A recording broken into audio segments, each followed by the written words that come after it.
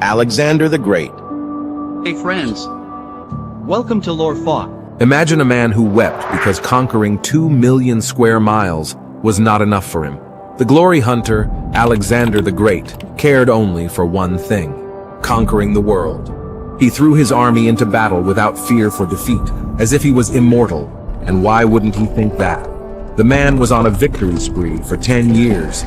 His men were tired and wanted to return home so they could enjoy the luxury they had won, but their king cared for no riches. He didn't even care much for ruling, only conquering. It was all going well for him until he hit a wall in India. Alexander lost many men while fighting Porus, his most challenging battle.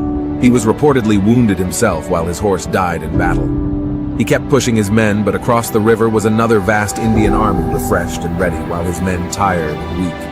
They begged Alexander to call it a day, call it a campaign, or call it an empire, but return home. And for once, Mr. Won't Listen to Anybody was forced to comply. This was the beginning of the end for him.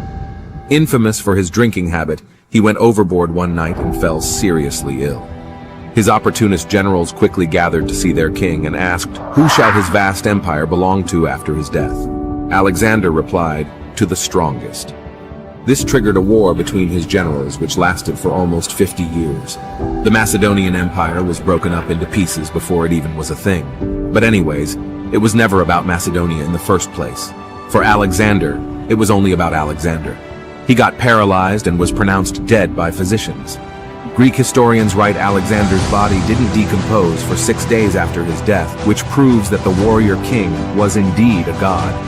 However, they failed to realize he wasn't dead to begin with. Modern-day scientists believe Alexander suffered from a neurological disorder, which had put him in a coma. It is very possible that Alexander heard the plots of his men before he was buried alive,